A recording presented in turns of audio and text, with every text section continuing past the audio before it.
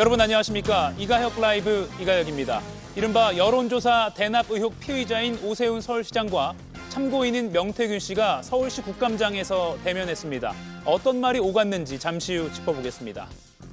발언과 갭투자 의혹 등으로 논란을 일으킨 이상경 국토부 차관이 대국민 사과문을 발표했습니다. 국회 국토교통위 여당 간사인 복기왕 민주당 의원이 15억이면 서민 아파트라는 발언을 해서 또 비판이 나오고 있습니다. 그럼 오늘 함께할 네 분의 해설위원 소개해드리고 백다 앵커의 브리핑으로 첫 번째 이슈 보겠습니다.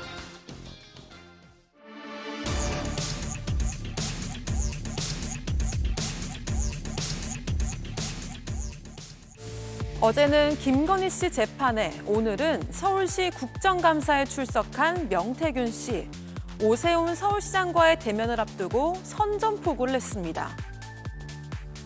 오세훈이가 거짓말장인지 내가 거짓말장인지는 오늘 가서 보면 되고요. 막말로 해서 지가 시장이 됐으면 시청에 불러서 시청 구경이나 한번 시켜주고 구례시장에 밥이라도 했으면 내가 여기 나와서 이 자리에서 오세훈이 뭐 하라 얘기합니까? 예상대로 서울시 국감은 시작부터 명태균 게이트에 집중됐는데요. 진실을 이야기하면 홍준표, 오세훈 두 분은 바깥에서 못 다닌다 이런 의미잖아요. 혹시 뭐 입장이 있으신가요?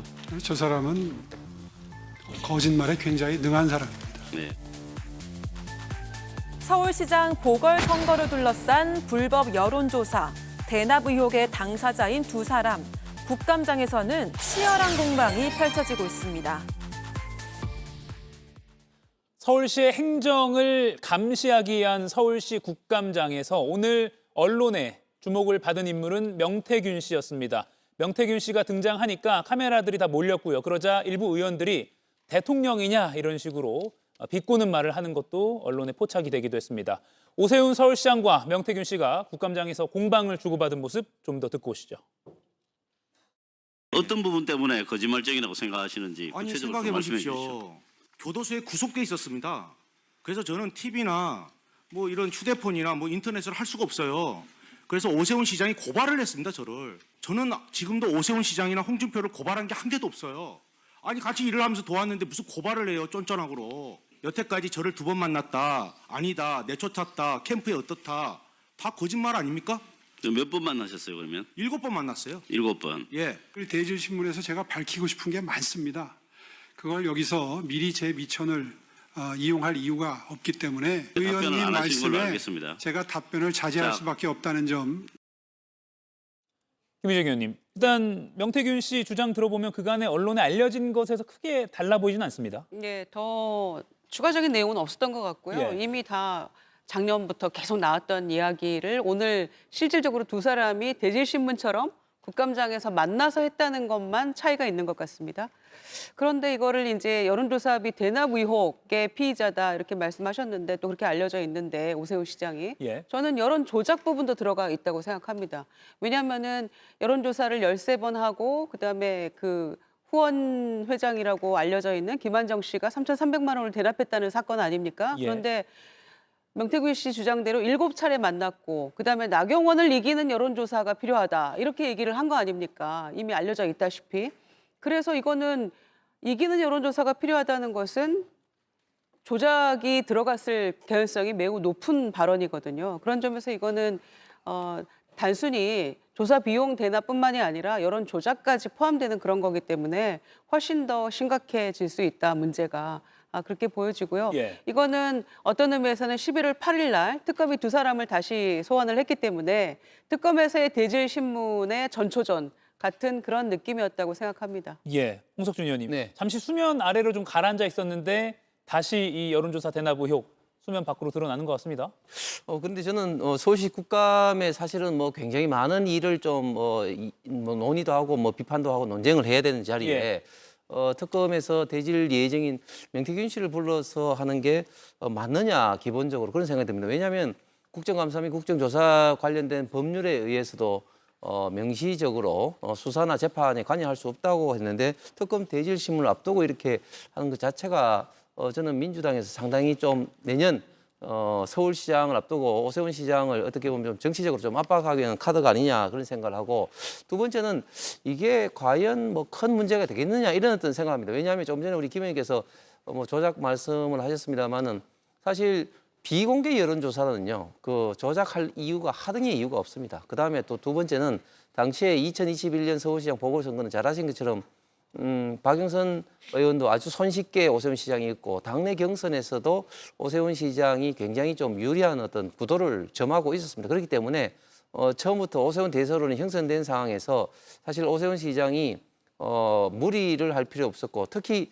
공개도 아닌 비공개 조사를 뭐 몇 번 했는지는 뭐 7번 했다고 하지만 뭐 그걸 통해서 과연 뭐 얻고자 하는 것이 뭐겠느냐. 특히 조작을 할 필요성은 비공개를 통해서 할 수도 없고 할 필요도 저는 당시에는 없었다고 보여집니다. 예, 오늘 서울시 대변인실에서 오세훈, 명태균 두 사람의 이 대질 조사는 오 시장 변호인 측이 특검팀에 요청해서 성사된 것입니다라고 강조하면서 알림 문자를 보내기도 했습니다. 김영남 위원님. 네.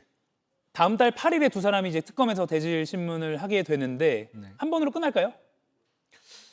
글쎄요. 뭐 조사가 길어지면야 한 번 정도 더 할지 모르겠습니다만 그 조사 분량이 그렇게 많을 것 같지는 않습니다. 왜냐하면 이게 중간에 오세훈 시장의 이른바 후원회장이라는 사람이 끼어 있잖아요. 그러니까 명태균, 오세훈 간의 어떤 연락을 자주 주고받거나 어떤 직접적인 그 언급을 한 것 같지는 않거든요. 중간에 이제 메신저 역할을 한 사람이 있었기 때문에, 물론 그 3,300만 원의 돈도 김한정 씨라는 사람이 명태균 씨에게 준 거로 되어 있기 때문에 조사 분량이 그렇게 많을 것 같지는 않습니다. 근데 2021년 그 봄에 있었던 서울시장 보궐선거는 당시 그 국민의힘 당내 경선에서 애초에는 나경원 의원이 선두를 달리고 있었어요. 근데 여론조사가 뭐 전부 비공개였는지는 제가 정확하게 기억은 안 납니다만 일부 언론에서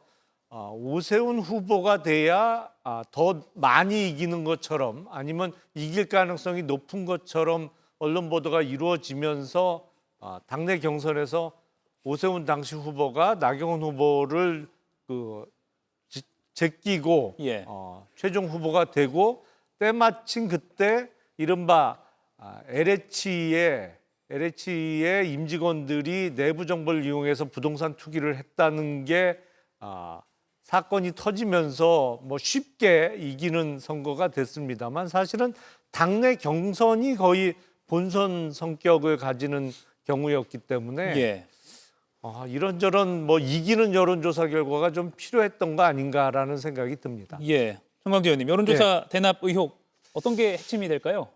의혹을 제기하는 것은 굉장히 쉽습니다. 한 문장으로도 의혹을 제기할 수 있죠. 그러나 그 의혹을 해소하기 위해서는 의혹 제기의 대상이 된 사람 1000가지 말로도 그 의혹을 다 해소하기엔 부족한 감이 있을 수도 있죠. 오세훈 시장은 지금 본인이 특검에 얘기해서 실제 대질신문을 하자라고 당당한 모습을 보이고 있습니다. 사실 명태균 게이트가 지난해 9월에 처음 시작됐을 때부터 오세훈 서울시장은 굉장히 당당한 모습이었어요. 이른바 숨는 사람이 범인이다 이런 것과는 별개로 굉장히 당당한 모습을 보였었고, 명태균 씨에 대해서도 고발 조치했죠. 저는 고발 조치를 했기 때문에 경찰 수사가 있을 것이고 또 재판이 이루어질 겁니다. 오세훈 서울시장으로서는 명태균 씨가 제기하는 의혹 하나하나에 다 반박하기도 어려울 거예요. 그러면 이 특검 조사를 통해서 명명백백하게 자신의 무고함을 밝히겠다는 생각을 할 것이라고 보기 때문에 이러한 논란이 뭐 정치적으로 도덕적으로 뭐 오세훈 시장에게 타격이 될 수는 있겠지만 뭐 그것도 아주 뭐 제한적이라고 봅니다만, 법적으로 뭔가 책임져야 할 일, 특히 후원자가 본인도 모르게 명태균 씨에게 일부 금액을 보냈다, 이런 것들이 과연 오세훈 서울시장의 발목을 잡을 수 있는가, 이것은 별개의 문제라고 봅니다.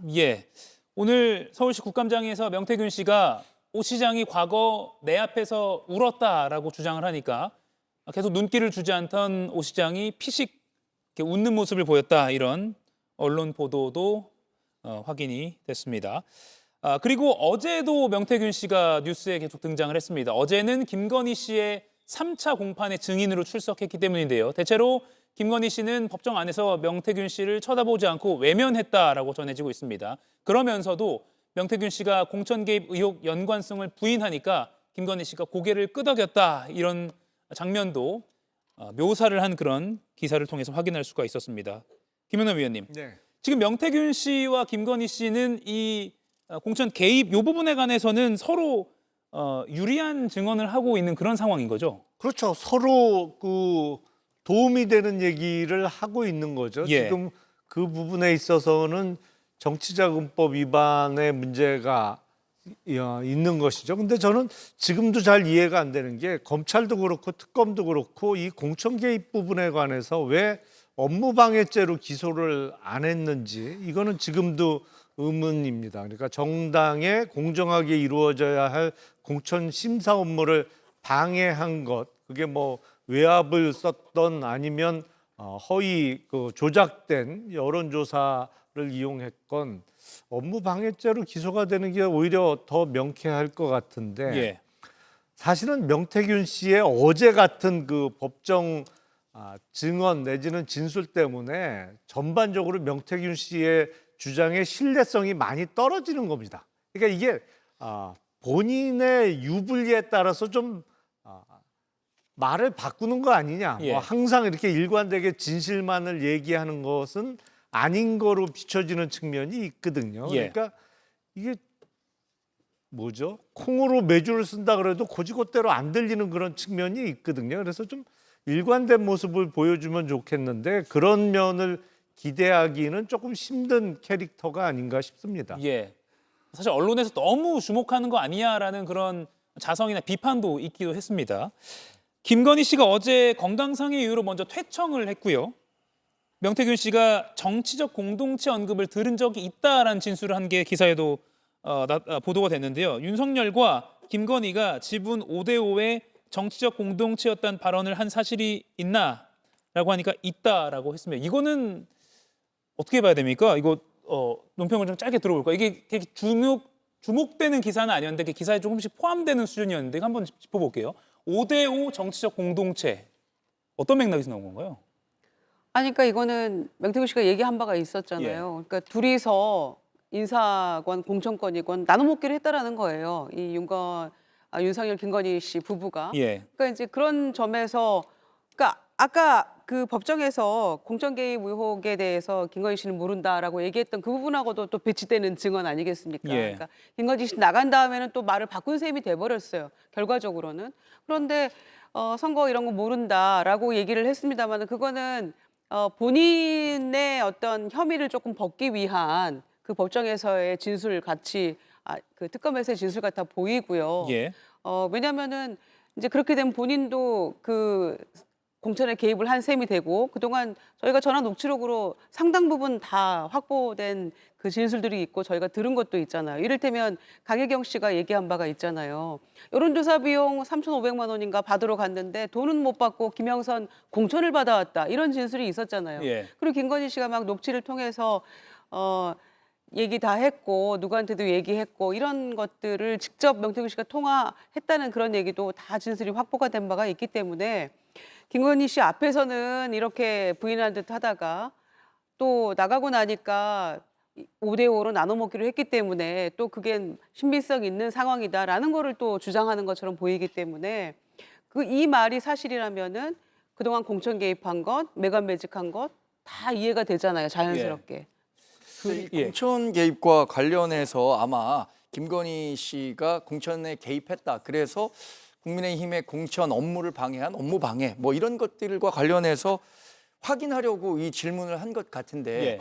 지금 윤상현 당시의 공관위원장을 비롯해서 당시 공천관리위원회로 활동했던 분도 특검 조사 다 받았고요. 그 전에도 검찰 조사 받았습니다. 그런데 아무리 그 특검이 언론 플레이를 열심히 한다고 했더라도 이와 관련해서 하나도 이야기 나온 게 없어요. 그러니까 김건희 여사가 단순히 이런 사람이 있으니까 추천했고 당시에 뭐 그 명태균 씨에게 전화 녹취한 거 다 알고 있잖아요. 당선인에게 얘기했고 어디 가서 얘기하지 말아라. 이런 얘기 정도로 과연 그게 공천에 개입한 건지 이런 부분에 대해서 판단할 수는 없을 것 같아요. 당시에 공천위원들이 실제로 그것이 심대한 심적 압박이나 뭐 여러 가지 부담 요인으로 작용했기 때문에 자신은 다른 사람을 공천을 주려고 했는데 결과적으로는 김영선 의원에게 공천을 줘야만 했다라는 것이 인정돼야 공천 개입이 확증이 되는 건데 지금 관련해서 수사를 받은 사람 누구도 이런 이야기를 하고 있지 않습니다.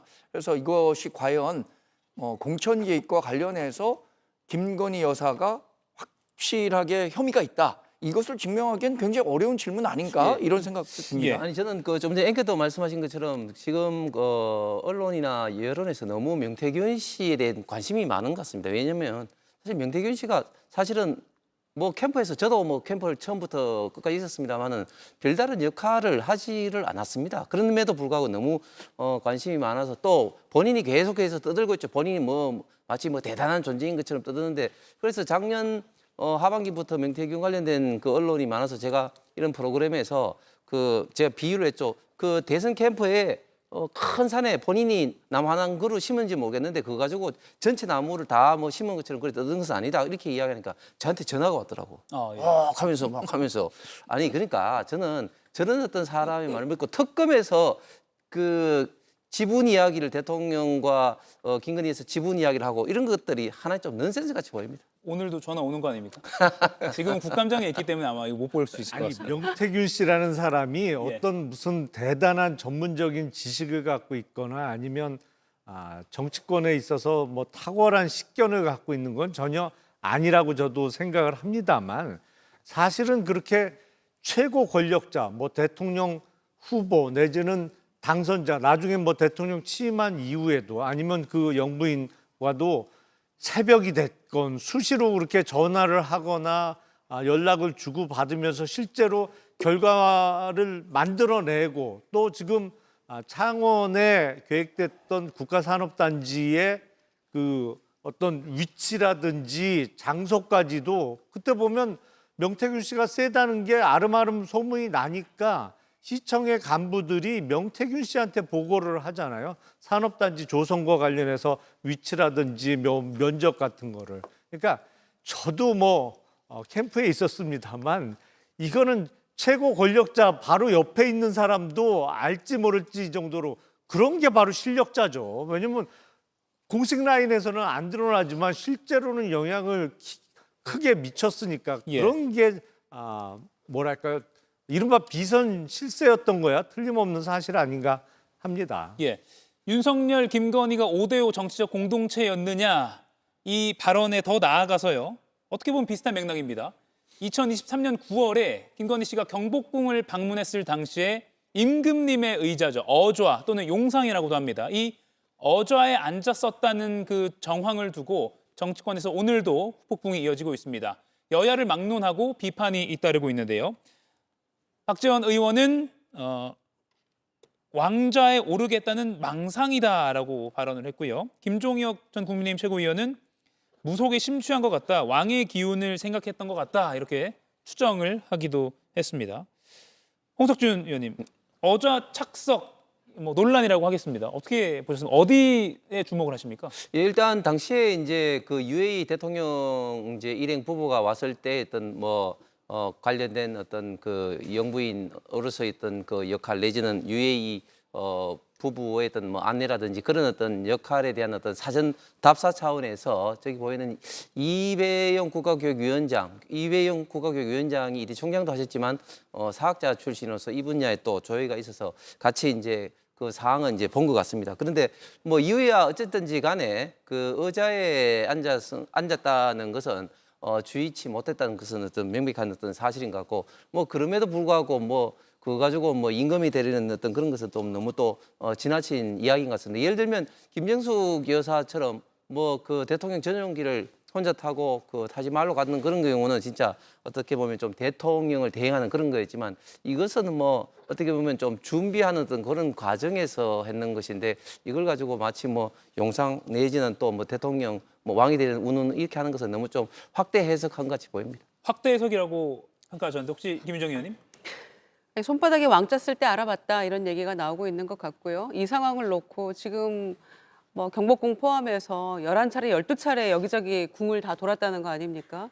그런 차원에서 이건 국보농단이다 이런 말까지 나오고 있습니다.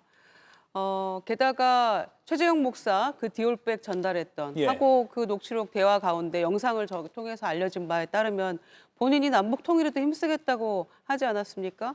그래서 통일 대통령을 꿈꿨다라는 한간의 이야기가 이런 거 보면 이 의자에 앉아서 미리 기분 냈나 이런 생각까지 들 정도니까 너무 황당한 상황이죠. 게다가 JTBC 좀 전에 보도 보니까 명성황후 침실에 윤석열, 김건희 부부가 10분 동안 경호원도 직원도 없이 들어가 있었다는 거 아닙니까? 예. 저는 정말 충격적이어서 이거는 법적, 정치적 어떤 평가를 떠나서 속된 말로 육두문자 바로 나올 상황입니다. 그러니까 국민들이 이걸 보시면서 법적으로 이거는 문제가 되는데 이렇게 따지시겠습니까? 육두문자가 먼저 나올 상황이겠죠. 그런 점에서 어떻게 이렇게까지 어떤 공적 의식도 없고 더군다나 가장 경건해야 될 장소에서 저렇게 지금 어디 동남아 여행 갔습니까?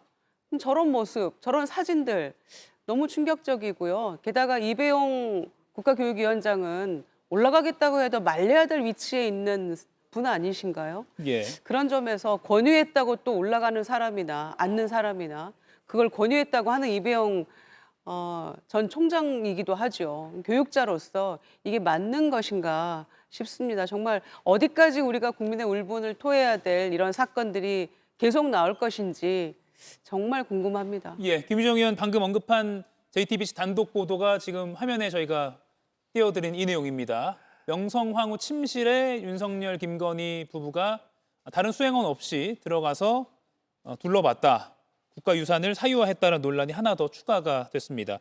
정강지 의원님, 예. 국가유산 사유화 논란에서 나아가서 이게 왕의 자리에 앉았다는 것 때문에 좀 뒷말이 더 계속 나오는 것 같아요. 그래서 참 그 답변하기 곤란한 부분이 많이 있다고 생각합니다. 예. 저는 뭐 적어도 대통령의 부인으로서 본인이 해야 할 일과 하지 말아야 할 일은 알았어야 한다고 생각하는데 이런 것들이 후에 알려졌을 때 국민들이 어떻게 인식할까 이런 부분까지 고려했다라면 이런 모습들이 연출되는 건 보기 좋았던 것 같지는 않습니다. 근데 이게 또 지난 정권에 대해서 사실 권력을 다 잃었잖아요. 뭐 윤석열 전 대통령은 파면이 돼서 영화의 몸이 돼 있는 상태고 김건희 여사도 지금 재판을 받고 있는데 이렇게 하나하나 다 들춰내면서 일종의 좀 망신주기 성격으로 가는 건 아닌가라는 부분에 대해서는 조금 걱정입니다. 그러나 뭐 김건희 여사가 저 행동이 잘 됐다라고 평가할 수는 없겠죠. 예. 김은혜 의원님, 그 마포대교 사진 기억나시죠? 예. 작년에 경찰들 앞에서 이렇게 손가락질하면서 대통령 흉내냈다. 이 사진까지 소환이 덩달아 되고 있어요. 그러니까 뭐 이른바 현장 지도로 비춰지는 모습이 대통령의 영부인으로서는 대단히 부적절해 보였습니다만 저거는 이제 부적절했던 것이고요. 마포대교 장면은 조선시대 임금들이 조회를 할 때 앉았던 그러니까 근정전이라는 게 신하들과 함께 국사를 논의하던 장소잖아요. 거기에 임금이 앉던 의자에 올라가서 앉았다는 것은 그거는 부적절한 정도가 아니고 사실은 몰상식해도 어느 정도 그 분수가 있는 거죠. 저거는 뭐 뭐랄까요? 상식과 뭐 사회적 기본이 안 돼 있는 사람으로밖에 안 비춰지는 거죠. 그러니까 마치 본인이 뭐 그 자리의 주인이 된 거 마냥 아니면 곧 될 거 마냥 생각했는지 모르겠습니다만 아니 국가 문화재에다가 그 계단도 사실은 못 밟게 돼 있는 것이잖아요. 예. 근데 그 의자에 앉으려면 계단을 그래도 대여섯 개는 밟고 올라가야 되는 것이거든요. 그게 정말 뭐 철이 없는 서너 살짜리 아이들이라면 모르겠으나 다 큰 성인이 그게 할 짓은 아닌 거죠. 그러니까 도대체 어떤 정신세계의 사람인지가 다시 한번 궁금해지는 아마 저런 그 민소매 차림으로 둘러보는 사진 외에 아마도 뭐 일부 소문에 의하면 그 의자에 앉아 있으면서 또 사진도 찍었다는 소문이 있던데 뭐 저거 하나로 그냥 어떤 사람인지 김건희가 어떤 됨됨이의 사람인지를 보여주는 것이 아닌가 싶습니다. 예. 그리고요, 김건희 씨가 통일교로부터 청탁의 대가로 받았다고 의심받고 있는 그라프 목걸이와 샤넬 가방, 뭐 구두 등등 이 명품 선물 관련해서 어제 특검이 실물을 확보했다는 사실을 공개했습니다. 그러자 김건희 씨 측에서는 이거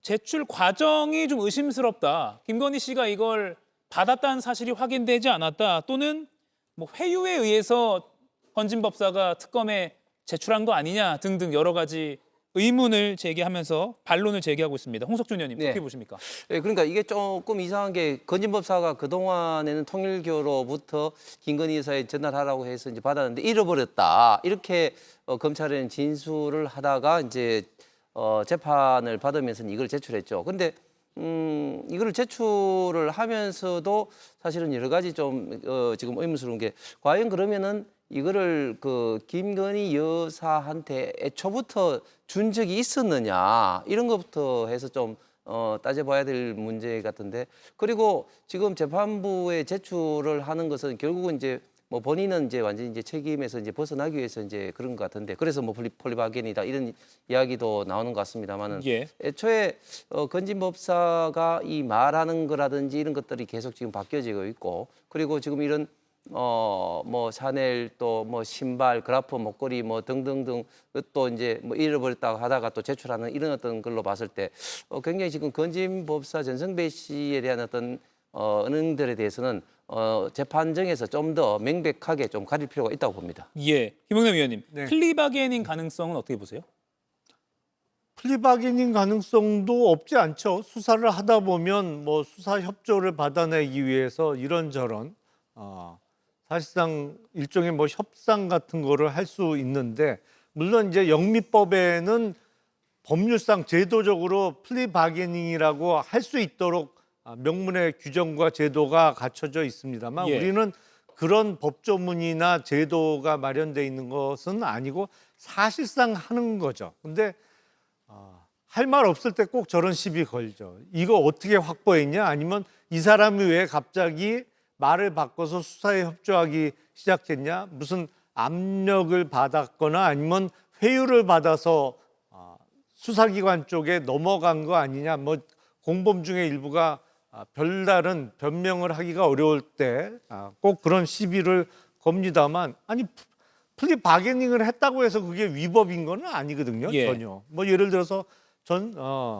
전성배 씨죠. 전성배 씨가 어떠한 이유에서 잃어버렸다고 주장했던 뭐 핸드백 등 명품을 수사기관에 제출했는지는 정확하게 알기 어렵습니다만, 예를 들어서 뭐 자기의 형량을 조금 줄여달라든지 예. 아니면 김건희 피고인과 관련 없는 다른 잘못을 조금 선처해달라는 그 내용으로 해서 수사 협조했다고 해서 그 수사 자체가 위법해지는 건 전혀 아닙니다. 예, 하나만 더 짚어보면 어제 특검이 사용감이 확인됐다라고 했거든요. 그러다 보니 아까 홍석준 의원께서 문제 제기하신 과연 이 선물이 정말로 김건희 씨 본인에게 갔느냐, 그걸 입증하는 게 이제 특검의 이제 앞으로의 과제인데, 그 사용감 또는 뭐 일련 번호 등등으로 확인이 쉽게 가능할까요? 어떻게 전망하십니까, 김효식 의원님? 일단은 특검법의 플리바게닝이 이번에 더 센 특검법에 규정이 돼 있잖아요. 예. 그러니까 법적으로 아무 문제 없습니다. 첫째, 그런 일이 있었다 하더라도. 두 번째는 잃어버렸다고 한 것이 이제 나타난 것이고 실물로 지금 제출이 된 상황 아닙니까? 그런데 유경옥 행정관은 그 신발 사이즈는 다르다고 얘기했었어요, 애초에. 그랬기 때문에 사용감이 있고 가방은 사용감이 있고 신발은 누가 신은 흔적이 있다면 저는 김건희 씨한테 신겨봐야 된다고 생각한다니까요. 예. 그리고 누가 신었겠어요? 유경옥 행정관이 받았다가 돌려준 거라고 지금 주장하고 싶은 것 같은데, 김건희 씨 측에서는 그건 누가 들어도 뭐 상식적으로도 말이 안 되는 이야기고요. 신발 일단 신겨봐야 된다고 생각하고, 또 하나 제가 주목하는 거는 돌려준 시점이라고 주장하는 바가 2024년에 돌려줬다는 거 아니에요? 예. 초에. 그럼 이때는 디올백으로 와글와글 할 때인데 서희건설에서 받은 그 비싼 목걸이들도 다 그때 돌려줬다는 거 아닙니까? 동시다발로 디올백, 그다음에 이 샤넬 백, 구두 이런 거 다 비슷한 시기에 돌려준 거기 때문에 저는 어떤 거는 뭐 행정관 선에서 자르고 어떤 거는 본인이 돌려준 거고 잘 썼다고 하면서 이렇게 구별은 안 된다고 생각합니다. 전성배 씨가 이 고가의 목걸이를 분실했다, 잃어버렸다라고 했을 때부터 사실 그것이 고지고대로 받아들일 만한 사람은 별로 없었을 것이라고 예. 생각합니다. 저는 어딘가에서 목걸이가 나올 것이다라고 생각을 했고 재판을 받는 과정에서 건진법사의 전성배 씨가 자신에게 가장 유리한 전략을 취하고 있다고 봅니다. 저는 뭐 플리바게닝이나 아니면 이것이 검찰이 어떻게 확보를 했느냐 이거보다는 전성배 씨는 지금 알선수재 혐의를 받게 되는 거잖아요. 예. 또는 뭐 뇌물죄 적용이 될 수도 있는 거고. 그러나 이게 단순 전달자가 되면은 알선수재든 뇌물죄든 적용을 받지 않을 수가 있다고 하더라고요.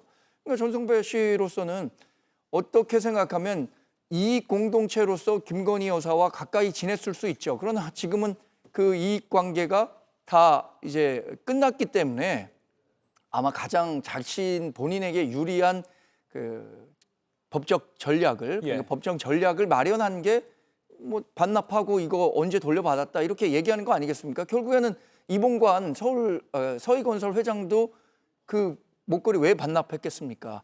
자신이 그 자식들보다 더 아끼는 서희건설이라는 회사 살리기 위해서는 이렇게 내가 자수하는 게 낫겠다라고 생각했기 때문에 검찰에 수사 협조했을 거고 전성배 씨도 그런 이해관계가 맞아떨어지는 쪽으로 발언을 했던 게 아닌가 싶습니다. 저는. 예.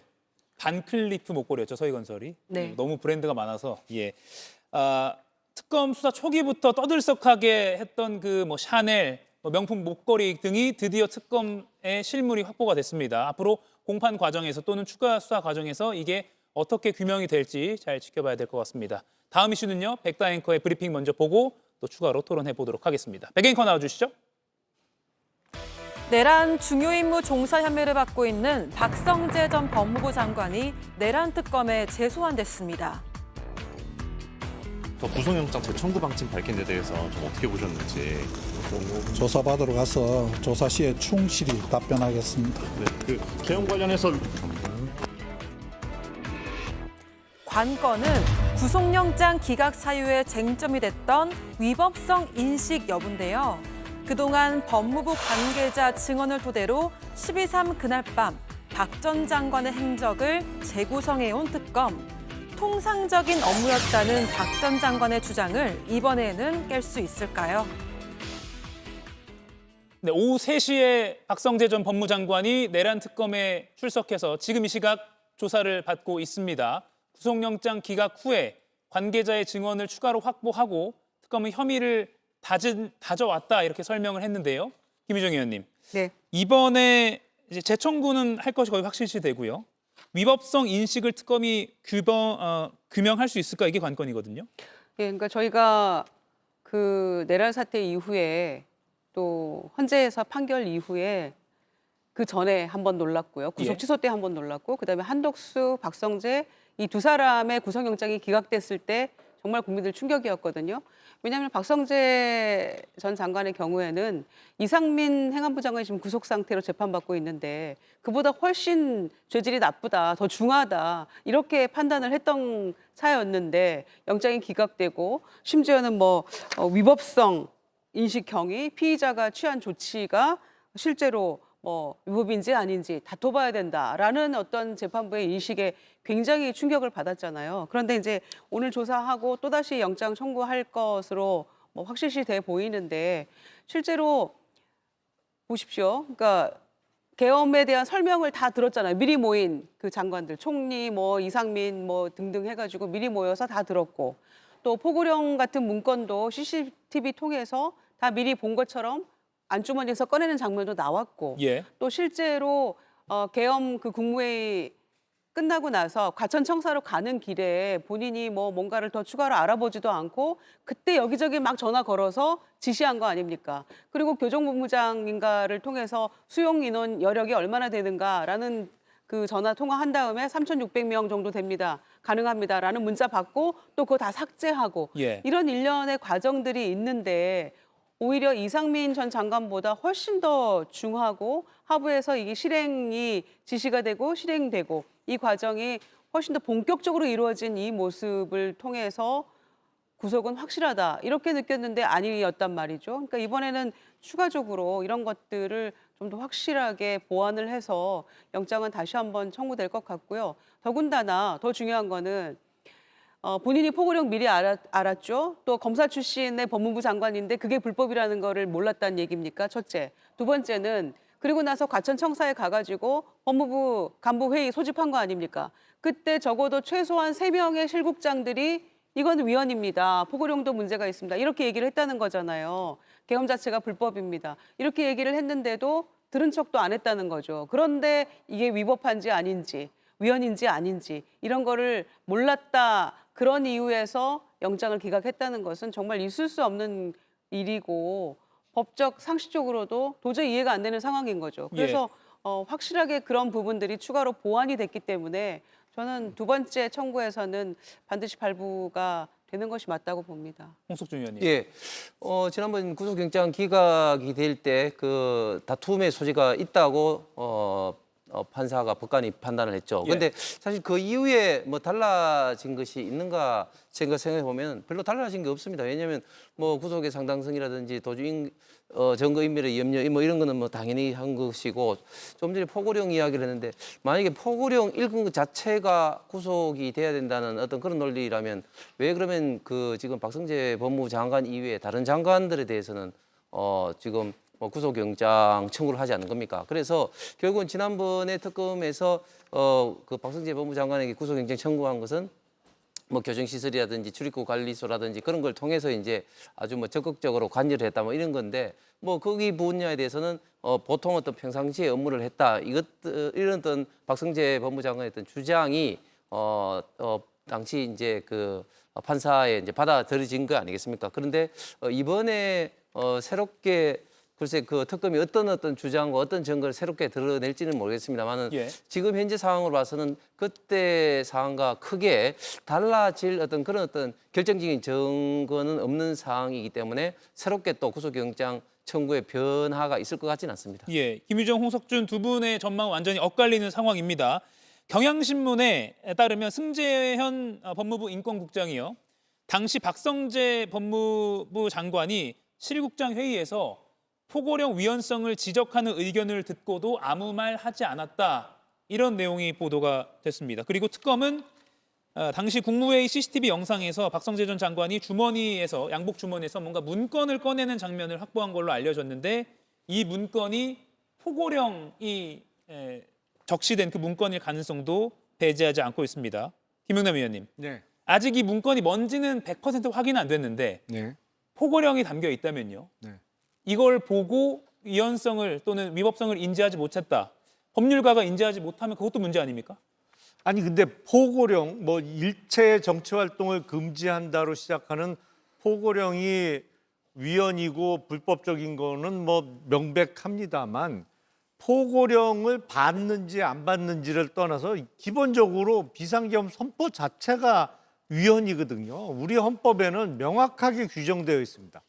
전시, 사변 또는 이에 준하는 국가 비상사태에만 선포할 수 있는 게 비상계엄이에요. 근데 작년 12월 3일 밤이 전쟁이 났습니까? 어디 뭐 사변이 났습니까? 무슨 국가 비상사태라고 볼 수 있는 상황이 전혀 없었거든요. 그럼에도 불구하고 국회가 아니면 정치권의 어떤 상황이 자기 마음대로 자기 마음 드는 대로 안 돌아간다고 비상계엄을 선포한 당시 윤석열 대통령의 비상계엄 선포 자체가 위헌이라는 거는 법률 전문가가 아닌 그냥 일반적인 상식이 있는 사람이라면 누구나 알 수 있는 상황이었어요. 근데 더군다나 법률상 대한민국의 대리인인 대한민국의 법률상 행위는 다 법무부 장관이 대리하거든요. 그 얘기는 뭐냐면 법률적 사무에 있어서 대한민국에 있어서 최고의 권위가 부여되는 자리가 법무부 장관 자리라는 얘기입니다.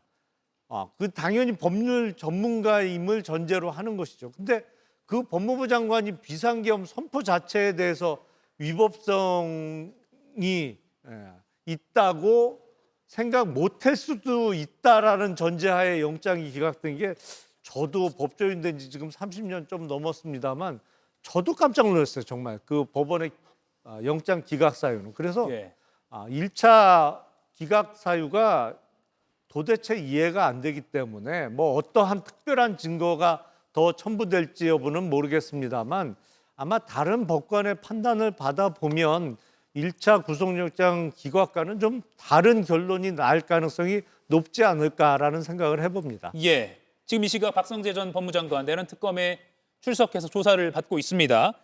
김영호 전 통일부 장관 역시 계엄 국무회의에 1차 소집됐던 멤버 중에 한 명입니다.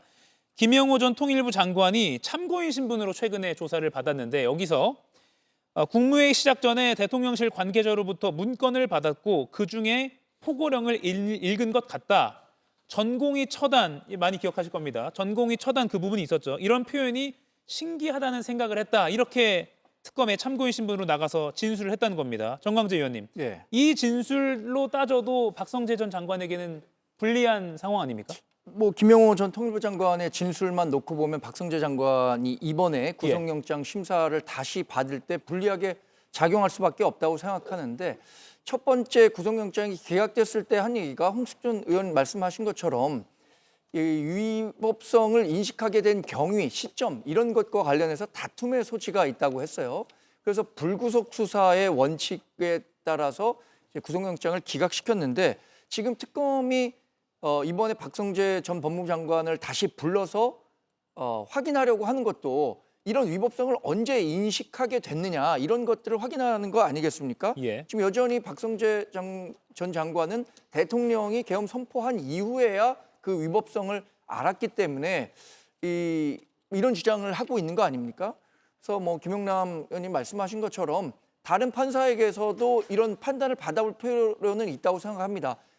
구속영장을 다시 청구했을 때 그러면 법원이 그럼에도 불구하고 박성재 전 장관에 대해서 불구속 재판이 당연한 결과다라고 판단할지 아니면 구속 수사를 하게 될 쪽은 좀 시간을 갖고 지켜볼 필요가 있겠다고 생각합니다. 예, 오늘 추가 소환 조사가 언제 끝날지 그리고 끝나자마자 바로 특검이 바로 영장을 청구할지 등은 지켜봐야겠습니다만 특검이 앞서 박성재 전 장관 영장 기각 후에 재검토해서 바로 영장 청구를 하겠다는 취지로 여러 번 설명했기 때문에 이 부분 아마 수순대로 청구를 할 것으로 보입니다. 김유정 의원님, 네. 이상민 전 행안부 장관은 구속 수감됐습니다. 그래서 많이 비교를 하잖아요. 박성재, 이상민 두 사람이 구조가 비슷한데 왜 한 명은 구속, 한 명은 아니냐 이렇게 많이 따져보거든요. 그래서 우리가 영장이 기각됐을 때 박성재 전 장관의 그래서 더 기가 막혔던 거죠. 오히려 이상민 케이스보다 훨씬 더 중하다고 생각을 하지 않았습니까? 특히 그 포고령을 미리 다 봤을 거다라고 짐작하는 대목이 있잖아요. 그러니까 계엄 국무회의 갖지 않았던 그 국무회의가 끝나고 가천청사로 이동하는 그 차 안에서 전화를 다 한 거 아닙니까? 교정본부장한테 해서 수용 여력이 얼마나 되는지 출입국 관련해서 뭐 출금 관련한 이야기도 했고 예. 그다음에 합수본에 검사 파견하는 문제 검찰총장이랑 얘기하고 통화하고 이런 것들이 다 이루어졌단 말이에요. 그러니까 이게 그 자체로 불법이라는 것을 누구보다 잘 알았을 박성재 전 장관이 이미 차 안에서 이런 지시들을 내렸다는 것은 포고령을 실현하기 위해서 적극적으로 개입을 했던 거죠. 그러니까 이상민 장관 전화해가지고 단전다수 지시했던 것이 소방청의 어떤 하부 조직까지 다 전달됐던 그것과 비교했을 때 이게 예. 훨씬 중요한 거 아닙니까? 포고령 1호를 아예 그냥 실행에 옮기려고 도대체 3,600명의 수용 여력이 있다고 하는 곳에 누구를 갖다 가두려고 그랬을까라는 생각까지 이르게 되는 거잖아요. 그런 측면에서 저는 더군다나 법을 알고 법을 집행하는 법무부 장관이 이 계엄의 불법성을 그 평온했던 어느 날 밤에 이루어진 계엄의 불법성을 몰랐다? 그런데 아무것도 모르고 그냥 일단 계엄을 선포했으니까 가다가 포고령을 실현하기 위해서 전화를 한다?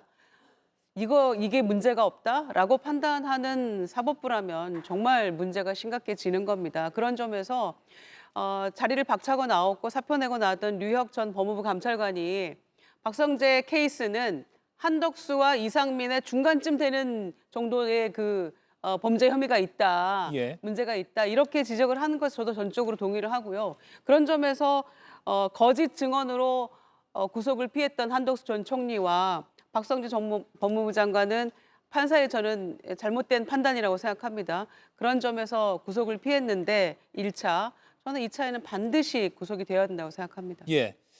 순직 해병 특검 상황도 좀 짚어보겠습니다. 오늘 순직 해병 특검 입장에서도 운명의 날 또는 뭐 수사 중간 성적표를 받는 셈이다.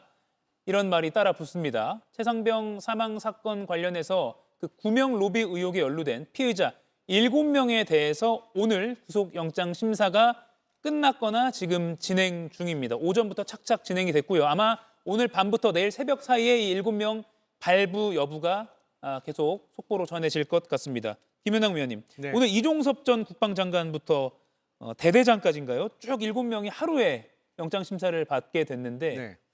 전망이라고 7명 다 전망하기는 뭐 무리가 있습니다만 어떻게 보세요? 글쎄요. 근데 이렇게 어떤 이게 보면 조직적으로 위에서부터 어떤 지시나 압력이 내려왔다라고 생각되는 사건이잖아요. 예. 예를 들어서 순직해병 수사와 관련해서 외압이 있었다고 하면 권력의 최고위층부터 뭐 장관 내지는 장관 바로 밑에 있는 그 간부 그리고 군사령관 밑에 뭐 사단장 뭐 이렇게 쭉 내려왔을 사건인데 통상 이런 사건의 수사는 밑에서부터 위로 올라가는 수사를 하거든요. 예. 그러면서 밑에 관련자부터 구속영장을 치고 뭐 구속이 이루어진 다음에 위로 올라가고 이런 식으로 수사를 하는데 예. 그동안 기소했던 사람이 아무도 없었고 구속영장이 청구된 사람도 아무도 없었는데 한꺼번에 그냥 여러 단계를 다 모아서 한 번에 구속영장이 청구가 됐단 말이에요. 그러면서 오늘 다 한 번에 또 영장 재판을 받게 됐는데 저는 이 순직해병 특검의 수사 방식이 조금 이례적입니다. 하여튼 잘 이해는 안 돼요. 왜 이렇게 수사가 되는지를 잘 이해하기가 어려워서 영장 발부 여부의 결과는 예측하기가 힘듭니다. 이게 지금 수사에 자신이 없어서 이런 식으로 영장 청구를 몰아서 뭐 일종의 인해 전술처럼 한 건지 아니면 너무 자신이 있어서 이렇게 한꺼번에 다친 건지 가늠하기가 어렵습니다. 예. 가늠하기 어렵다. 홍석준 의원님. 제가 볼 때는 면피용으로 지금 하는 것 같습니다. 왜냐하면 좀 전에 우리 김 의원 이야기한 것처럼 지금 최해병 특검 관련해서는 수사 진전되는 게 지금 하나도 없습니다. 관련된 사람 관련해서 뭐 지금 기소된 건도 하나도 없고 그리고 하나같이 당시 어떤 판단 즉 수해가 났을 때 실종자를 구조해주기 위해서 해병이 이제 투입되고 그런데 이제 그때 당시에 이제 최해병이 안타까운 그런 사고가 났을 때 과연 그건 수사하면서 그런 과정에 대해서 과연 외압이 있었느냐 이런 어떤 실무자부터 해서 지금 특검이 기대한 것과는 전혀 다른 그런 어떤 진술이 계속 나오고 있고 그러다 보니까 지금 실무 단계에서부터 기소가 전혀 지금 되고 있지 않습니다. 그런데 지금 이종석 국방부 장관까지 일률적으로 구속영장 심사를 한다? 이거는 상식적으로 볼 때도 좀 이상하고 제가 볼 때는 최해병 특검이 나름대로 열심히 본인들은 최선을 다했다는 어떤 보여주기 위한 어떤 그런 어떤 영장을 면피용으로 한꺼번에 다 청구한 게 아닌가 생각이 됩니다. 사실 저희도 뭐 보도하는 저희 입장에서도 7명을 어떤 한 의혹에 대해서 한꺼번에 영장 심사를 하는 게 좀 이례적인 건 맞는 것 같은데 그래서 오늘 결과에 따라서 앞으로의 수사 동력이 어떻게 될 것인가 전망이 각각 엇갈리거든요. 네, 그래서 상당히 좀 부담이 되는 영장 심사가 될 것 같아요. 예. 왜냐면은 일단 속된 말로 다 한 패니까 한꺼번에 싹 다 구속되면 이거는 끝나는 거거든요. 적어도 경로솔이나 800-7070 전화나 이런 것들을 다 이미 확실한 증거와 진술들을 확보한 바가 있기 때문에 어차피 사실 저희는 최해병 특검이 가장 빨리 끝나지 않을까. 예. 이미 다 진상은 드러나 있고 그런 상황이니까 이렇게 했었는데 생각보다는 좀 더디 가지만 7명의 어떤 지금 이 진술이나 정황들이 확실하게 지금 다 드러나 있고 뭐 위증이랄지 이런 것들 증거들을 확실히 확보를 했기 때문에 이렇게 한꺼번에 마지막 하나님의 기적으로 비밀번호 20자리가 갑자기 생각난 임성근 씨를 포함해서 한꺼번에 영장을 청구를 했나 이런 생각을 하게 되는데요. 일단 한 사람이 그 영장이 인용이 된다면 저는 나머지 7명 다 마찬가지라고 생각하거든요. 한 그룹이기 때문에 그렇다면 향후 수사와 재판도 상당한 탄력을 받겠죠. 예. 그렇게 기대합니다. 예, 정광재 의원님. 근데 7명의 그 이번 구속 영장 심사 범죄명을 보면 업무상 과실치사가 가장 많고요. 예. 2명이죠. 그다음에 권리행사 방해가 많고 위증 이렇게 있습니다. 네. 근데 가장 그 논란의 중심에 있는 사람은 임성근 전 사단장이잖아요. 임성근 전 사단장은 경북경찰청이 외부 위원들로 구성된 수사심의위원회를 구성했었을 때 이분에 대해서 기소할 수 없다라는 의견을 냈었던 것으로 알고 있습니다. 특검이 그러면 과연 어떤 더 정황 증거들이라든가 이런 근거들로 임성근 그 전 사단장에 대해서 구속영장을 신청했는지는 모르겠습니다만 예. 관건은 임성근 전 사단장이 구속되느냐 안 되느냐 할 것 같아요. 나머지 분들은 지금 받고 있는 혐의와 관여 정도를 봤을 때 불구속 재판 받을 가능성이 훨씬 더 크다고 봐야겠죠. 예. 김현웅 의원께 이거 짧게 이것만 질문 드리고 저 인터뷰로 넘어가겠습니다. 임성근 사단장이 20자리 넘는 비밀번호 앞서 김정희 의원 언급하시지만 특검에 안 알려주다가 지난 3일 전입니다. 갑자기 뭐 생각이 났다라면서 제출했다는 거예요. 이거는 영장 심사에는 어떻게 작용합니까? 일단 영장 재판에 있어서 증거인멸의 염려 부분을 예. 없애겠다는 취지죠. 그러니까 비번이 생각이 안 난다고 하는 건 좀처럼 믿겨지지 않잖아요. 근데 뒤늦게라도 비밀번호를 제공을 하면서 예. 내가 증거인멸의 염려는 없는 사람이다. 그러니까 불구속으로 재판받게 해달라. 구속영장을 기각해달라는 취지로 비밀번호를 제공한 것이죠. 속은 뻔히 들여다 보입니다. 예. 새벽에 기적적으로 기억이 났다고 하는데 글쎄요. 내일 새벽에 결과는 나올 것 같습니다. 그럼 내일 이 시간에 분명한 거는 예. 하나님하고는 별 상관 없어 보입니다. 예, 알겠습니다. 문진석 의원이 지금 기다리고 있기 때문에 인터뷰로 넘어가겠습니다. 네 분과의 토론은 여기서 마무리하겠습니다. 고맙습니다.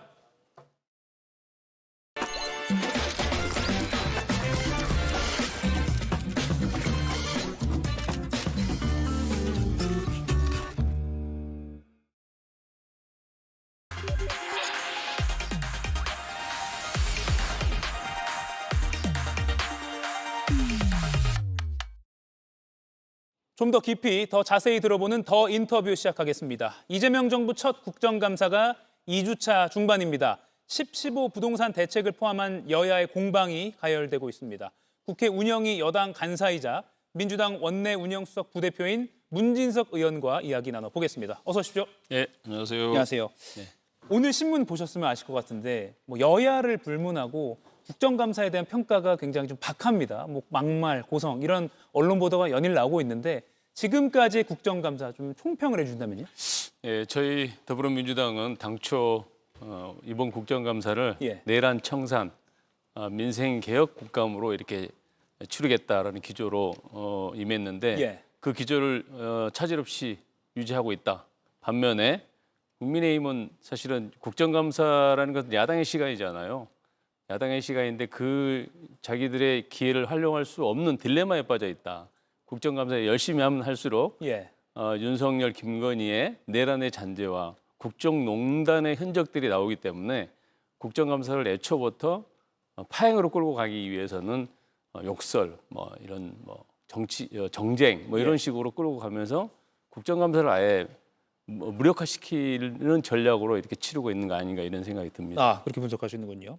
국회 운영위 여당 간사이시기도 하니까 김현지 부속실장 이야기를 안 할 수가 없는데 오늘도 법사위에서 증인 채택을 하려다가 무산이 됐습니다. 네. 허니문 기간에는 협조적이게 관례다라고 언급을 하시기도 하셨고요. 김현지 실장이 국감에 나와야 한다고 보시는지 그리고 두 번째 질문은 운영위에서 그럼 채택이 될 가능성은 얼마인지 궁금합니다. 네, 제가 이제 정쟁을 중지하자는 취지로 허니문 기간을 얘기했었고요. 예.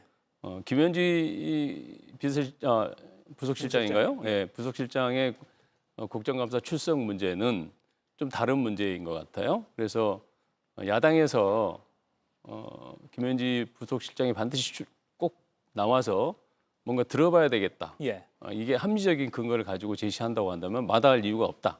다만 오래된 과거 아주 80년대 과거부터 시작해서 이런 걸 소환해서 정쟁을 일으키려고 한다고 한다면 예. 저희들은 응할 수 없다라는 게 원내 지도부의 입장이다 이런 말씀드립니다. 그러면 부속실장의 업무로서 질문이 있다면 그건 고려해볼 만하다.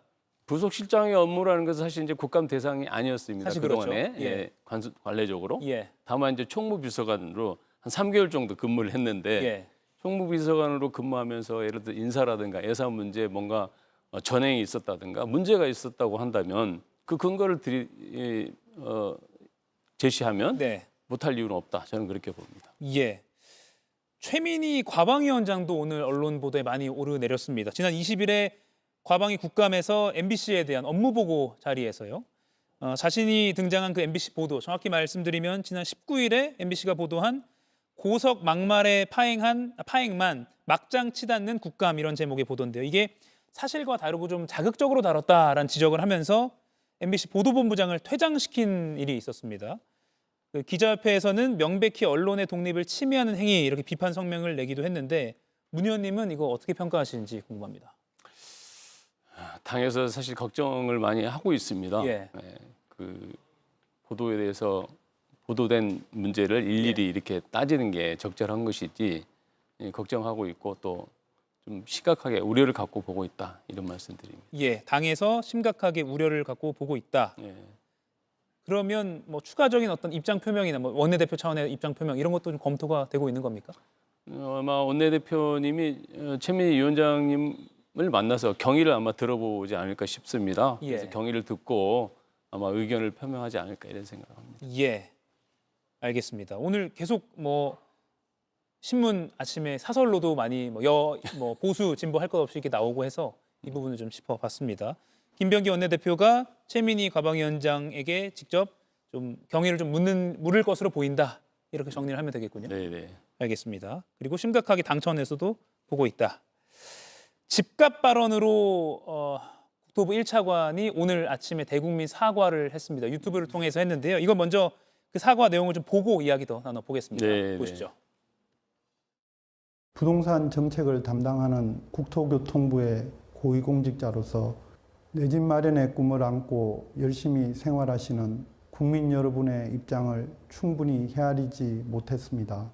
또한 저의 배우자가 실거주를 위해 아파트를 구입했으나 국민 여러분의 눈높이에는 한참 못 미쳤다는 점을 겸허히 받아들이고 재차 사과의 말씀 올리겠습니다. 어제 민주당 최고위에서도 한준호 의원이 사과를 하기도 했는데요. 이 지금 당사자 국토부 차관의 사과는 어떻게 평가하십니까? 애초에 뭐 발언이 부적절했다라는 생각을 하고요. 예. 사과도 좀 뭔가 확실하게 좀 했으면 좋았을 텐데 약간 변명처럼 들리는 사과가 좀 개운치 않는 사과를 한 것 같다라는 생각이 듭니다. 아 예. 그래서 어쨌든 뭐 사과를 했다는 것은 다행스러운 일이고 예. 좀 더 지켜봐야 되는 거 아니냐. 국민들의 여론을 좀 더 지켜보고 판단해야 되겠다 이런 생각합니다. 예, 오늘 아침에 라디오 인터뷰에서 박지원 의원이 같은 당에 사퇴를 언급을 했습니다. 그리고 또 국민의힘 쪽에서도 경질을 언급을 하고 있어서 이 부분에 대한 당내 지금 분위기는 어떻습니까? 당내 분위기 여러 가지 논란이 있습니다만은 그래도 저희들이 여당이다 보니까 대통령의 인사권에 대해서 지나치게 이래라 저래라 하는 것은 또 예의가 아니다 이렇게 생각하는 의원들도 있습니다. 예. 뭐 박지원 의원처럼 사퇴해야 된다라고 주장하는 의원들도 있지만요. 그래서 좀 더 여론을 좀 추이를 지켜보는 게 좋을 것 같다. 예. 당장 경질이나 사퇴가 부각되지 않는 건 아마 이 정책의 뭐 지속성 이런 거에 대한 우려도 있겠죠? 그렇습니다. 예. 이게 굉장히 중요한 정책인데 부적절한 발언으로 인해서 중도 하차를 하게 되면 또 정책의 어떤 정책 문제까지도 또 이렇게 이미지까지 훼손될 소지도 있고 하기 때문에 좀 더 지켜봐야 되는 것 아니에요 생각합니다. 그런데 이 사과가 나온 그 비슷한 시점에 오늘 아침에 또 라디오 인터뷰에서 국토위 여당 간사죠. 민주당 복기왕 의원이 15억은 서민 아파트라는 인식이 있지 않습니까? 라고 발언한 게 또 논란이 됐습니다. 이것도 어떻게 보세요? 그렇습니다. 서민의 기준이 각각 다르기 때문에 그게 잘못됐다 잘됐다 이런 판단보다는 약간 서민의 기준을 다 각자 다르게 본다라는 정도로 이해를 해주시면 좋을 것 같고요. 사실 이제 15억 이하는 가장 집을 실제로 실지 구매하려고 하는 사람들이 모여 있는 구간이 10억에서 15억 사이라고 보거든요. 예. 그래서 아마 그렇게 표현한 거 아닌가 이렇게 생각합니다. 예. 참고로 저희 방송 중에 조금 전에요. 복귀양 의원이 좀 더 정확한 용어를 선택하기 위해서 노력하겠다라면서 좀 유감의 뜻을 밝히기는 했네요. 예. 예. 아무튼 이 복귀양 의원의 발언도 그렇고 앞서 국토부 1차관의 발언도 그렇고 안 그래도 이 부동산 대책이라는 게 어느 정부가 내놓아도 국민들에게 좀 반발을 살 수밖에 없는 저항감이 심할 수밖에 없는 대책들이 많은데 네. 발표 직후에 주무부처 차관이 발언 이렇게 하고 국토위 여당 간사가 이런 발언이 나오다 보니까 이거 잘 되겠어? 이런 걱정이 벌써부터 나오고 있거든요. 물론 그렇습니다만은 대책 정책에 대해서 좀 이렇게 보셔야 되는데 예. 지역 말단적인 이런 부적절한 발언들 때문에 그 정책이 이렇게 훼손되거나 정책의 본래 취지가 훼손되거나 이래서는 좀 곤란하다 이렇게 생각하고요. 앞으로 발언에 대해서 좀 조심해야 된다, 신중해야 된다 이런 생각합니다. 예. 국민의힘은 국민에게 주거 지옥을 강요한다, 뭐 대국민 사기극 이렇게 좀 강도 높게 비판을 하기도 했는데 지금 약간 어떻게 보면 어려운 상황이 됐는데 이 상황에서 민주당 차원에서 정부가 내놓은 부동산 정책을 잘 현장에 반영하기 위해서 어떤 대책을 수립하거나 또는 뭐 조치를 하시거나 이럴 계획이 있습니까? 당 차원에서 이미 실무자 중심으로 예. 주택시장 안정화 TF를 꾸렸습니다. 그래서 결국 이제 공급이 가장 중요한 핵심적인 요소라고 보고 예. 공급 정책에 대해 공급을 주로 논의하는 그런 이제 TF라고 보시면 되고 예. 사실은 이제 정부가 제가 어디 언론에도 나왔는데 땅을 지을 수 있는 아파트를 지을 수 있는 집을 지을 수 있는 땅은 다 검토 대상이다 이런 표현을 썼었거든요. 예. 근데 그런 땅을 찾아내는 게 이제 중요한 숙제입니다. 예. 그래서 그건 정부와 LH라든가 공공기관이 찾는 것은 그 기관 공공기관이나 정부가 찾는 것만은 좀 부족하다. 그래서 가장 지역 사정을 잘 알고 있는 지역구 국회의원들이 찾는 것도 필요해 보인다. 그래서 사실 TF를 이제 구성을 한 겁니다. 지역구 중심으로. 예. 그래서 빈 유휴 부지를 찾아내고 그래서 공급을 확실하게 충분한 공급을 하기 위해서는 그런 부지가 필요하다. 과거는 대단히 신도시를 조성해서 이렇게 주택을 공급했는데 예. 지금 이제 바뀌었다. 시대가 바뀌었기 때문에 그렇게 공급하는 것은 지금 현재 시대에 맞지 않는다. 예. 저는 그렇게 보고 있고 또 당도 일정 부분 그렇게 보고 있기 때문에 주택 공급을 확실하게 하기 위해서는 이 정책의 실효성을 담보하기 위해서는 결국은 이제 공급이지 않습니까? 예. 그래서 TF를 꾸렸다 이런 말씀드립니다. 예. 실제로 뭐 어느 지방 직장과 먼 어느 곳의 대단지가 아니라 정말 살고 싶은 지역에 맞습니다. 예. 괜찮은 땅에 좀 지어주면 좋겠다. 이런 데 공급이 좀 돼야 된다. 이런 목소리가 많기 때문에 네. 그런 쪽으로도 집중하시겠다. 이렇게 좀 제가 이해가 네, 됩니다. 그렇습니다. 여당 일각에서도 진성준 의원 이미 공개됐으니까 말씀드립니다. 보유세 인상, 개편 이런 주장이 나오고 있습니다. 보유세 관련해서는 좀 논의가 이루어지는 게 있습니까? 지금 아직 당에서 죄송합니다. 논의가 시작된 건 아닌데 지금은 투기 수요가 지금 이렇게 초강수를 둔 것은 결국은 투기 수요가 살아날 조짐 보이거든요. 예. 그 유동성이 높아지면 자본의 유동성이 커지면서 투기 수요가 발생될 소지가 있기 때문에 전체 서울시 전역과 경기 일부 지역을 토지거래 허가국으로 이렇게 묶게 된 거거든요. 예. 그래서 투기 수요를 억제하고 실수요자를 보호해야 될 거거든요. 결국은 투기 수요를 그냥 놔두면 결국 집을 실제로 사고 싶은 사람들은 살 수 없고 가격이 너무 폭등해서 그래서 실수요자를 보호하고 또 충분한 주택을 공급하는 것이 중요하다 이렇게 생각을 합니다. 예. 그 말은 일단 보유세를 논의하기는 아직 이른 단계다. 예, 지금 단계에서는 논의할 수 있는 단계는 아니다 이렇게 생각합니다. 예. 당장 이제 내년 6월 지방선거 이야기가 바로 나오고 있습니다. 사실상 스타트 됐다 이런 분석도 있고요. 아무래도 부동산 정책은 조금 저항감이 크기 때문에 지방선거의 영향 또는 걱정하는 목소리 당내에서도 나오지 않습니까? 그럴 수 있습니다만은 확실한 공급 대책이 제공이 된다고 하면 제시가 된다고 한다면 오히려 전화위복이 될 수 있다. 저는 그렇게 봅니다. 예. 과거의 부동산 대책은 사실 공급 대책 보면 껍데기에 불과했거든요. 그래서 시장에서 신뢰 주지를 못하고 어떤 확신을 주지 못한 측면이 있었거든요. 그래서 그 대책들이 나올 때마다 시장에서 인정받지 못했기 때문에 실효성이 없었다는 거죠.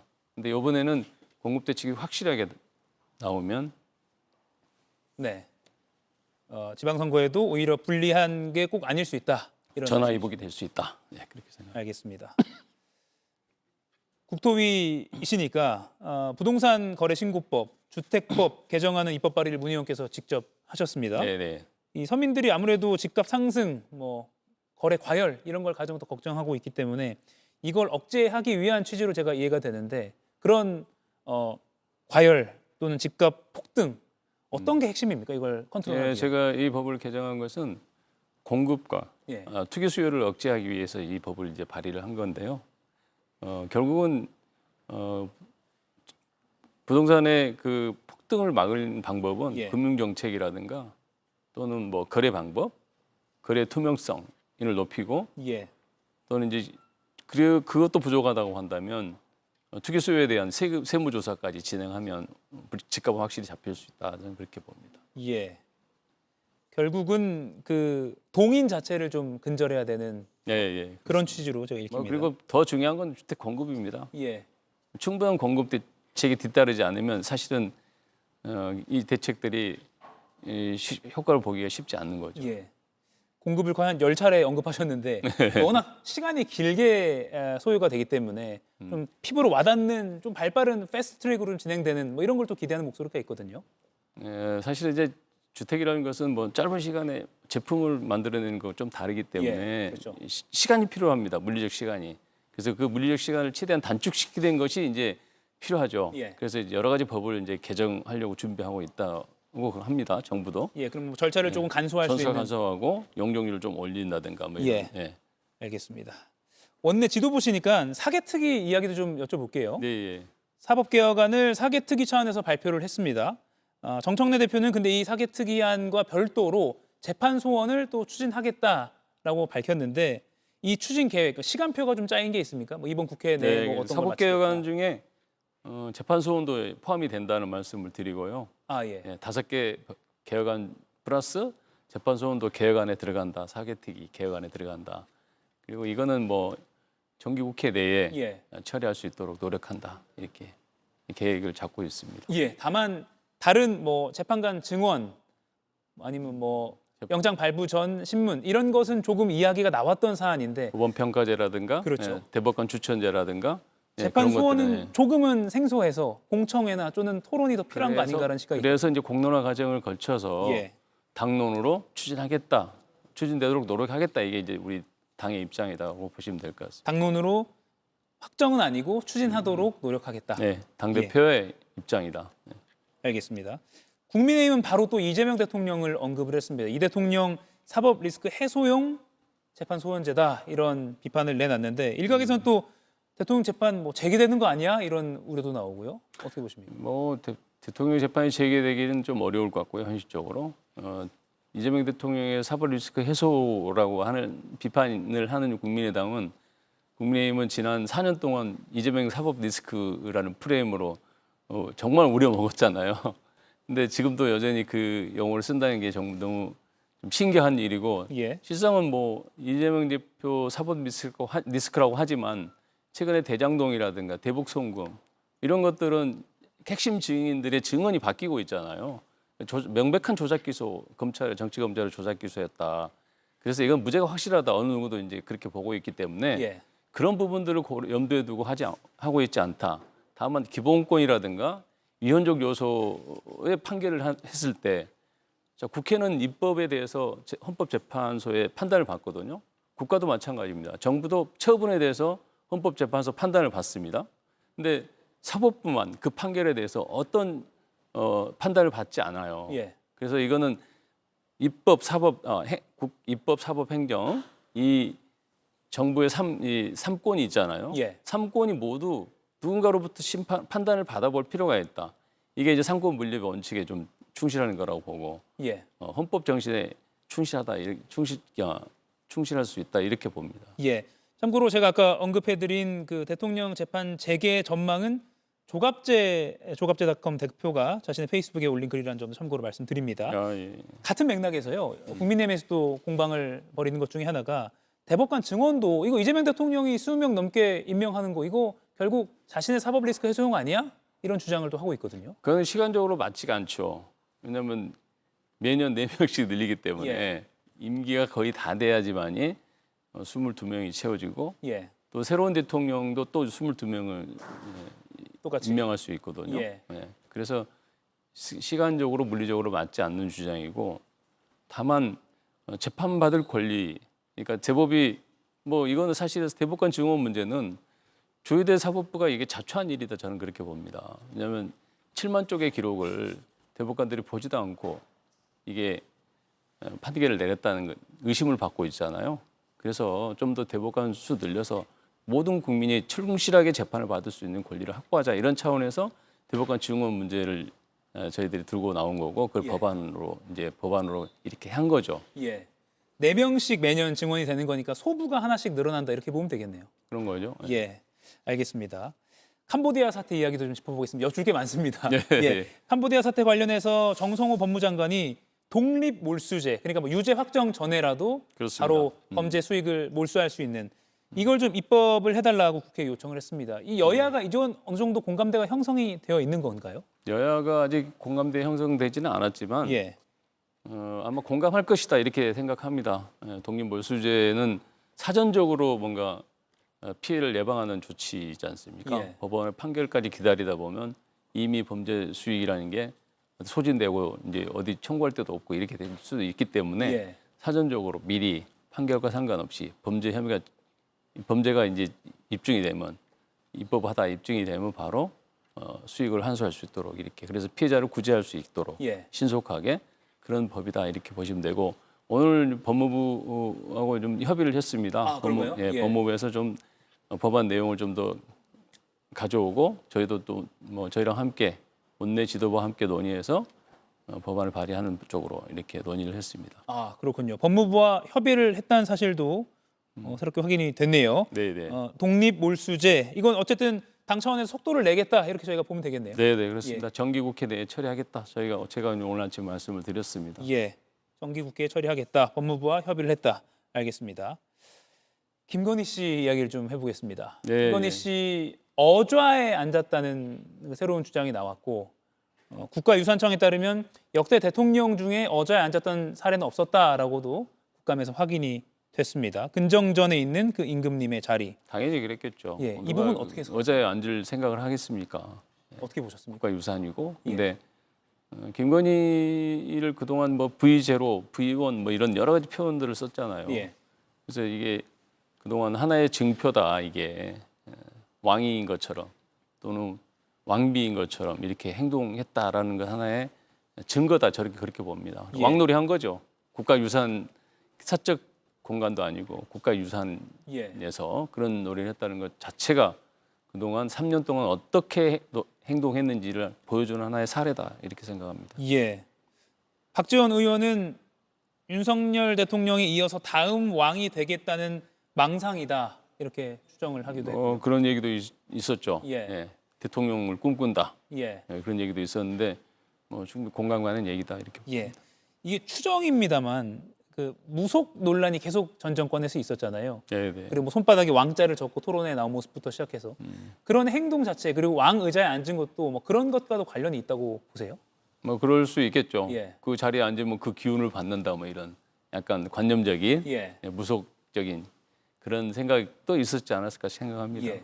이건 뭐 당연히 특검 차원은 아니고 국감에서 지적이 나온 건데 뭐 어떻게 좀 조사가 돼야 된다. 필요성 어떻게 보십니까?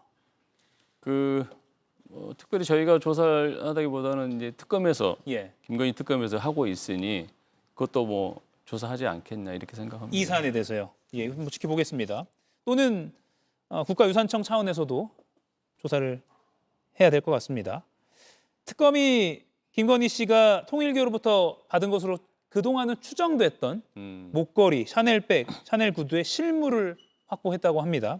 그리고 사용감이 있다라는 부분도 브리핑을 통해서 사용의 흔적이 있다 이런 얘기인 거죠. 그러니까. 맞습니다. 예. 통일교와 김건희 씨의 유착, 청탁 의혹에 속도가 붙을 것으로 보이는데 김건희 씨 측은 이거 우리가 사용했다는 증거 없다. 전선백 씨가 이걸 어떻게 특검에 제출했는지 확인해봐야 된다. 또 반론을 제기하고 있거든요. 이제 전성배 씨는 2002년에 건네서 2024년에 반환을 받았다는 거잖아요. 예. 제가 봤을 때 2024년 김건희 뭐 명품백 사건이고 뭐 여러 가지 복잡한 사건이 있을 때 아마 이게 다시 돌려준 거 아닌가 싶어요. 예. 그동안 사용하다가 이제 그런 추측이 가능한 사안인데 예. 특검은 이 현물이 이게 확보가 됐으니까 앞으로 특검의 수사 속도가 더 훨씬 더 빨라지지 않을까 이런 생각합니다. 예. 훨씬 빨라질 것이다. 예. 예. 마지막으로 장동혁 국민의힘 대표가 윤석열 전 대통령을 면회했습니다.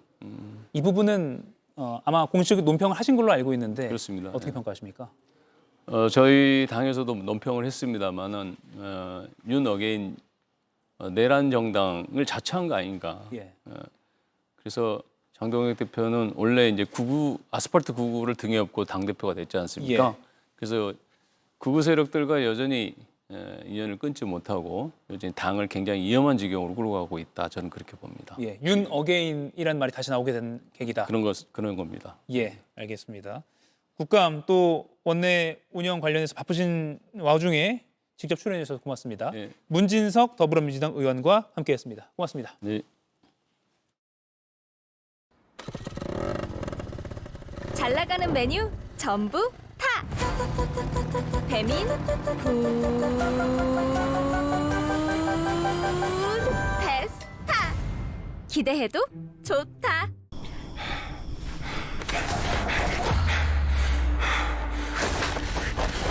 거친 숨을 쉬는 곳은 나인가 다운인가. 겨울 속으로 다이브 K2 에어다이브. 나 물 먹으려고 했는데. 아니 그래서 내가 딴 데 가자 그랬잖아. 아니 뭐 하는 거야 지금? 너 아니야 아니야.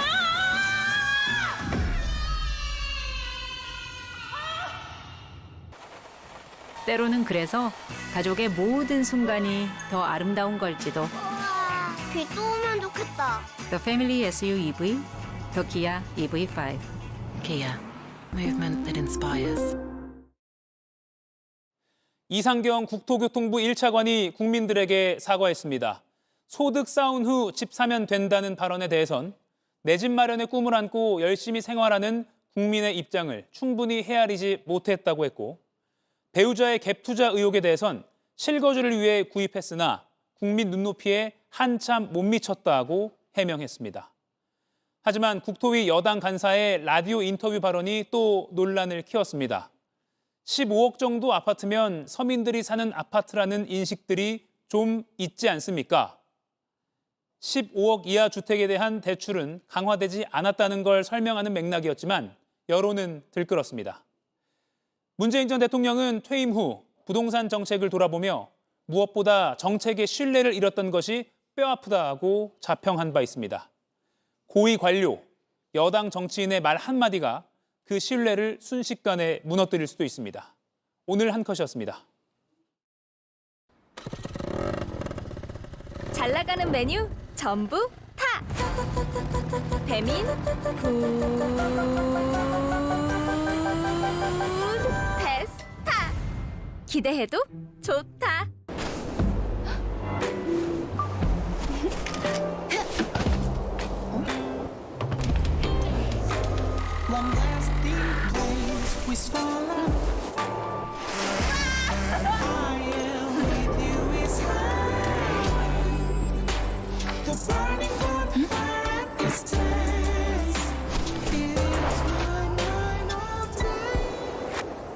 겨울이니까 하이 노르디스크.